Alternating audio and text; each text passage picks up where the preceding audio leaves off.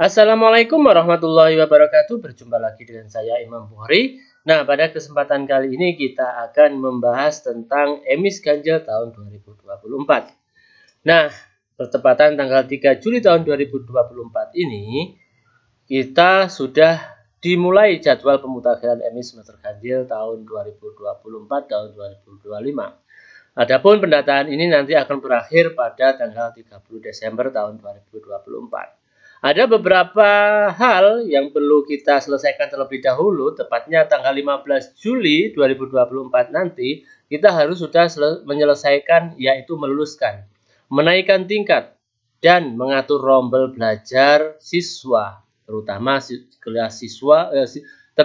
kelas 5, kelas 8, dan kelas 11. Itu harus sudah masuk ke dalam rombel guna kegiatan penyelenggaraan ANBK. Adapun tahapan pendataan emis semester ganjil itu nanti adalah satu meluluskan siswa kelas akhir, menaikkan siswa dimulai dari kelas tertinggi sampai kelas terbawah, membuat kurikulum, membuat rombel tahun 2024-2025. Kemudian kalau rombelnya sudah terbentuk, kita masukkan siswa ke dalam rombel, kemudian menambahkan siswa baru, kemudian melengkapi tugas utama GTK, melengkapi surprise, mutasi masuk, dan keluar jika ada.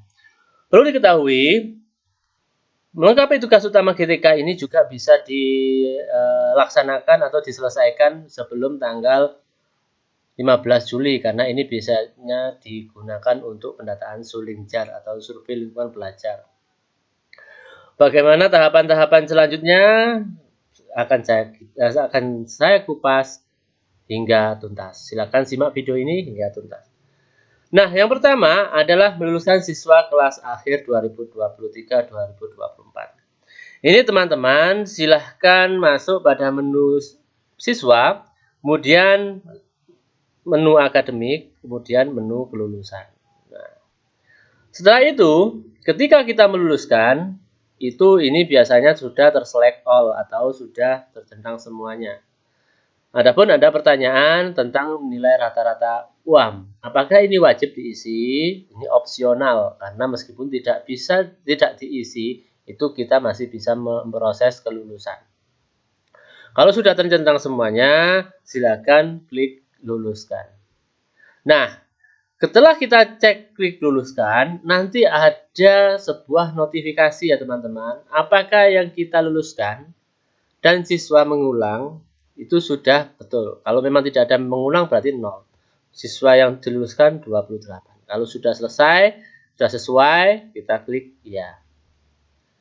Nah, kalau sudah ada data kelulusan siswa disimpan berhasil, selanjutnya kalau sudah kita meluluskan, yang perlu kita lakukan adalah koordinasi dengan kepala madrasah. Karena meluluskan siswa itu tidak bisa hanya dari operator, tapi perlu persetujuan dari kepala madrasah. Di kepala madrasah sama menu siswa, akademik, kelulusan. Nah, sebelum kita melakukan persetujuan, ini adalah persetujuan tingkat 2. Persetujuan tingkat 2 ini adalah memastikan. Karena nanti kalau sudah klik setuju, kita tidak bisa membatalkan.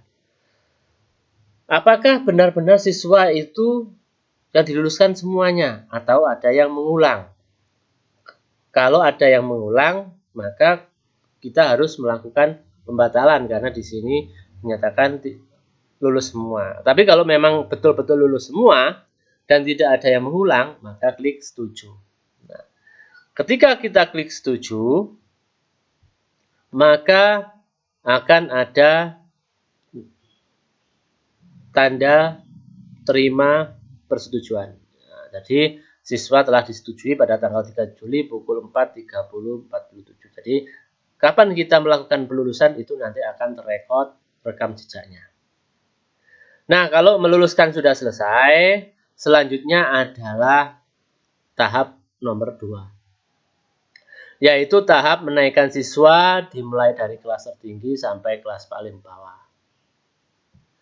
Silahkan teman-teman masuk menu siswa akademik, kemudian kenaikan kelas.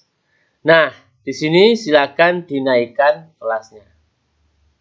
silakan dinaikkan kelasnya, pilih rombel, naik kelas. Nanti secara otomatis dia akan naik kelas selanjutnya.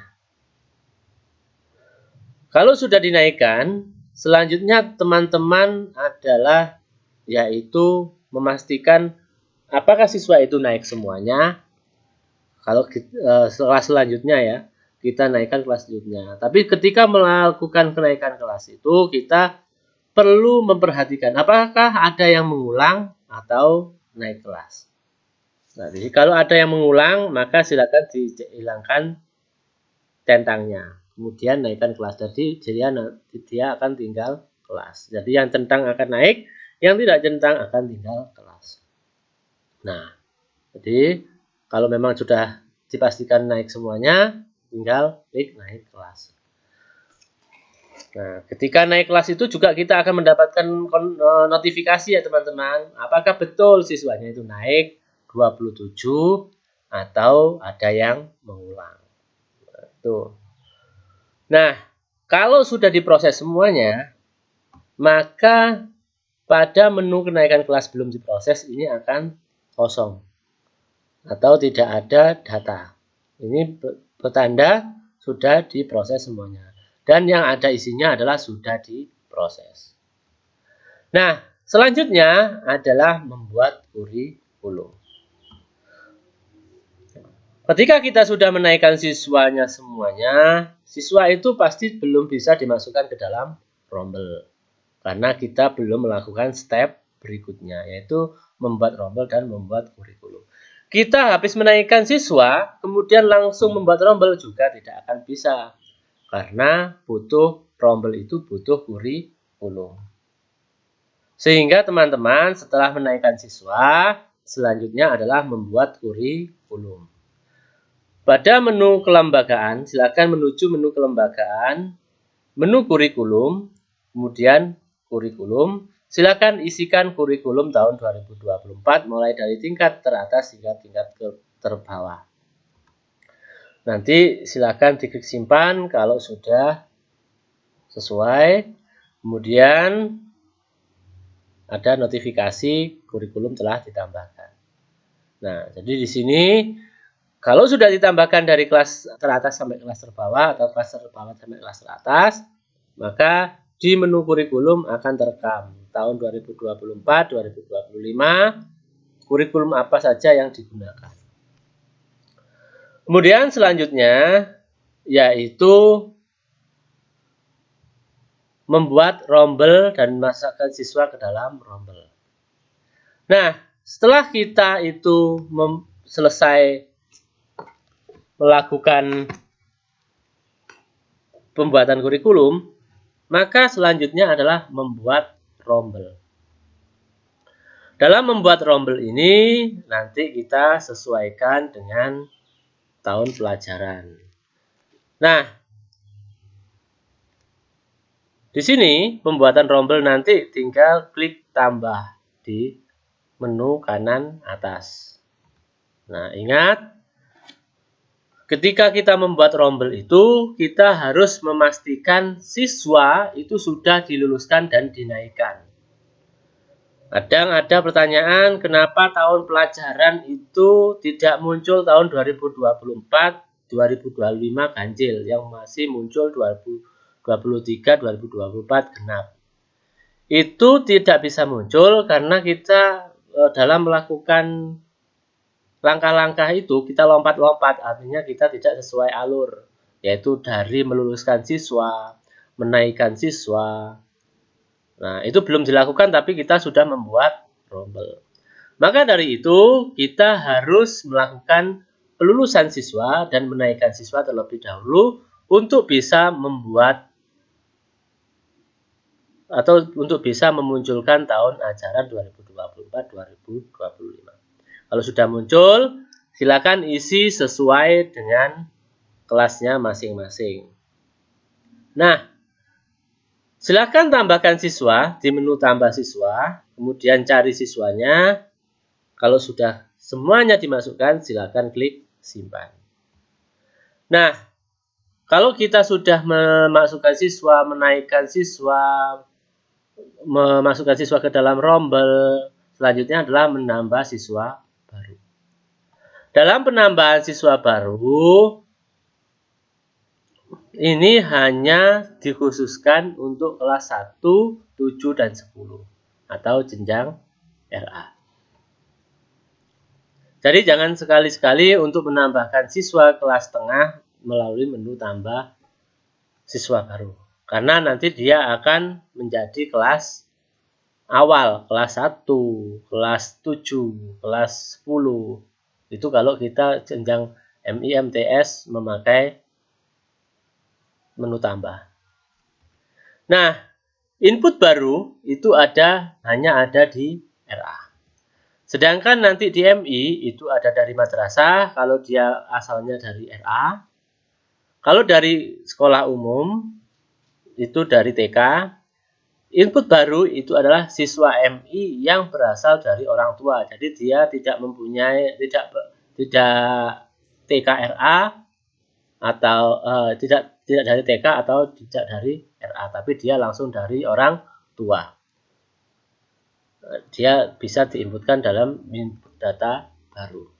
Kemudian untuk MTS MA itu hanya ada dari madrasah dan sekolah umum.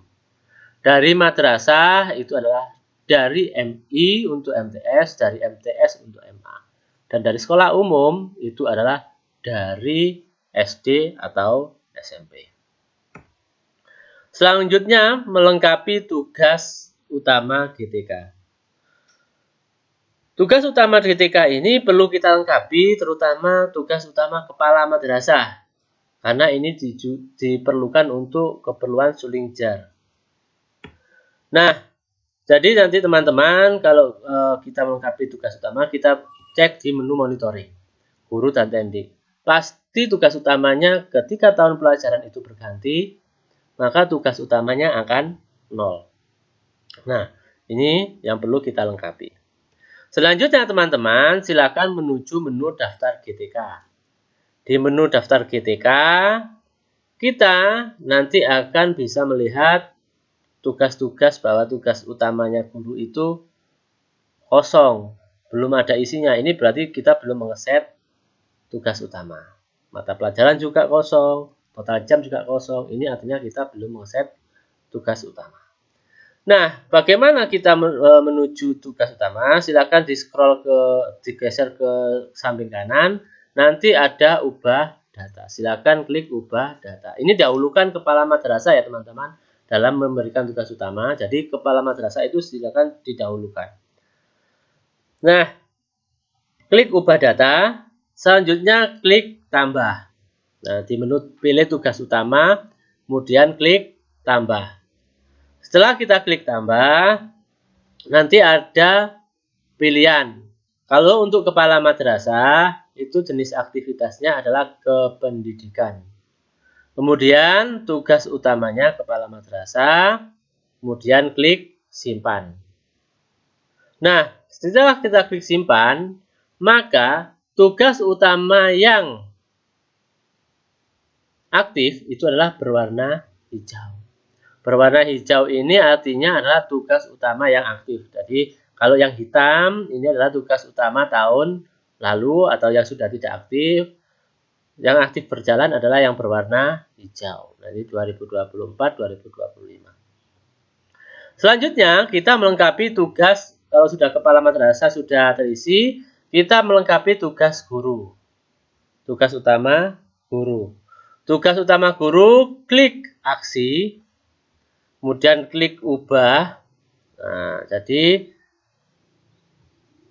klik ubah. Nah, nanti pada menu tugas utama, klik tambah. Klik tambah, kemudian ini akan nanti menambahkan tugas utama guru. Nah, tugas utama guru itu ada guru kelas, guru mapel, guru BK, guru inklusi. Yang saya contohkan ini nanti adalah guru mapel agama. Setelah kita pilih spesifikasinya, contohnya kita klik guru mapel agama. Maka guru agama nanti adalah jenis aktivitasnya pembelajaran, guru mapel, mapel apa mata pelajaran yang diampu, kalau mapel umum ya mapel umum. Kemudian silakan pilih kelas rombelnya, kemudian CTM-nya. Kemudian tugas simpan. Nah, tugas utama yang aktif itu sama dengan kepala, yaitu tugas yang berwarna hijau. Ini artinya adalah tugas utama yang aktif pada semester ini.